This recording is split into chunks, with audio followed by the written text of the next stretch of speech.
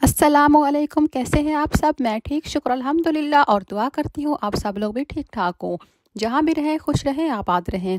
तो कल की वीडियो में मैंने आपसे कहा था कि नीदरलैंड में आते हैं, तो इसकी वजह ये थी कि यहाँ पे गर्मी बहुत ज़्यादा हो रही थी, तो इसलिए इंसान को अच्छा नहीं लगता।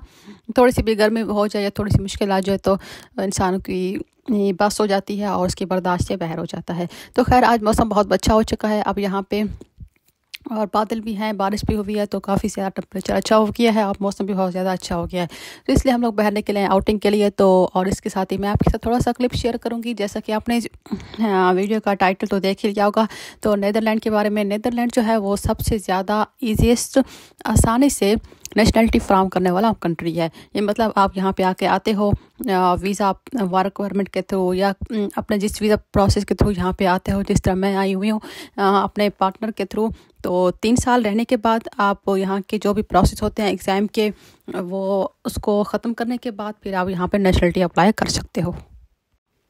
लेकिन इनकी कुछ एक शराइत होती हैं, वो ये होती है कि आप जब नीदरलैंड में आ जाते हैं तो 3 साल तक आपको यहाँ पे रहना होता है। लेकिन इसका ये मतलब नहीं है आप अपने मुल्क वापस नहीं जा सकते। आप हर साल, इन 3 सालों में हर साल 2 मंथ के लिए अपने कंट्रीज जा सकते हैं, वहाँ जाकर रह सकते हैं। और फिर हर साल में सिर्फ आपको 2 मंथ की परमिशन होती है, 2 या 3 मंथ, इससे ज़्यादा आप अपने कंट्री में नहीं रह सकते। अगर आप ज़्यादा रहते हैं फिर जब नेशनलिटी अप्लाई करते हैं तो उस टाइम आपके लिए इशू क्रिएट हो सकता है। इसलिए आप कोशिश करें कि जब यहाँ पे आ जाएँ तो फिर 3 साल के अंदर जब भी अपने कंट्रीज जाएँ तो फिर सिर्फ 2 मंथ के लिए जाएँ, उससे ज़्यादा अरसा ना रहें। हाँ, उसके बाद अब जब नेशनलिटी आपको मिल जाती है, यहाँ का पासपोर्ट मिल जाता है, तो उसके बाद आपकी मर्ज़ी है, चाहे 10 साल भी जाकर अपने मुल्क में रहते हैं तो आपको वापस आते हैं तो आपसे कोई बात नहीं पूछी जाएगी। बेसिकली आप यहाँ के नेशनल हो चुके होगे, तो इसलिए आपके लिए इसे बेहतर होगा जब आप यहाँ पे आ जाएँ तो फिर सिर्फ 2 मंथ के लिए अपने मुल्क में जाएँ। लेकिन खैर जो नीदरलैंड है वो सबसे ज़्यादा मुझे लगता है आसान नेशनलिटी देने वाला मुल्क है। अदरवाइज़ दूसरे कंट्रीज़ के मुकाबले में, दूसरे कंट्रीज़ के जैसे हैं वो किसी के 10 साल है, किसी के 5 साल हैं, किसी का क्या प्रोसेस है, तो उसके लिहाज से जो नीदरलैंड है वो सबसे ज़्यादा आसान है मुझे लगता है नेशनलिटी देने में। इसका सिर्फ एक ही होता है कि यहाँ पे एग्ज़ाम देना होता है, थोड़ी डच सीखनी होती है। डच सीखने में इतना मुश्किल नहीं होता, यहाँ पे स्कूल है, ऑनलाइन कोर्सेज हैं और बहुत कुछ यहाँ की गवर्नमेंट हेल्प करती है आपको। तो फिर अगर आप यहाँ पर डच सीख लेते हैं और इतनी सीख लें कि आपका एग्ज़ाम पास हो जाए, तो उसके बाद आप नेशनलिटी के लिए अप्लाई कर सकते हो। और इसके लिए और ज़्यादा आपके लिए कोई इनके रूल्स ज़्यादा नहीं है। और इसके अलावा ये भी है, जब आप अपने यहाँ आ जाते हो वर्क परमिट के थ्रू या फिर विजिट वीज़ा के थ्रू, अगर आपके कोई इशू है, अपने कंट्रीज वापस नहीं जा सकते, आपकी हेल्थ का इशू है या आपको कोई सिक्योरिटी का इशू है, तो यहाँ इमिग्रेशन ऑफिस के में आप आपके इमिग्रेशन लॉ के थ्रू यहाँ पे अप्लाई कर सकते हो, उनको बता सकते हो अपने इशू में। तो मुझे लगता है यहाँ की गवर्नमेंट है तो वो बहुत ज़्यादा हेल्पफुल है और इंसान की लोगों की हेल्प करती है इस बारे में कि वो अगर उनको कोई इशू है तो उनके हेल्थ का है या सिक्योरिटी का है तो वो उनको सिक्योरिटी है तो उनको वो सेफ्टी फ्राहम करती है। तो मुझे लगता है इस लिहाज से नीदरलैंड जो है वो बहुत ज़्यादा बेस्ट है।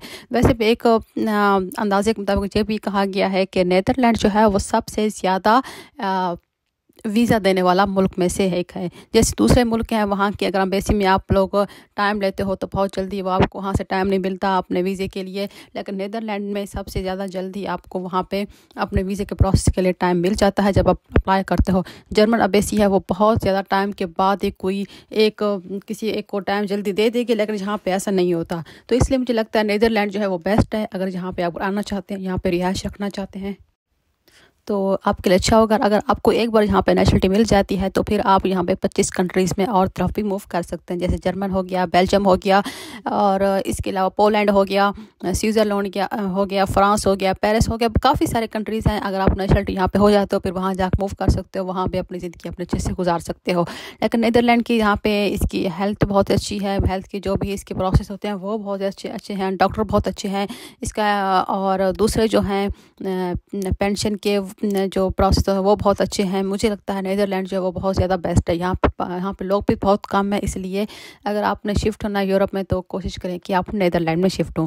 तो चलिए जी, आपके लिए आज के लिए इतनी वीडियो थी। अल्लाह हाफ़िज़।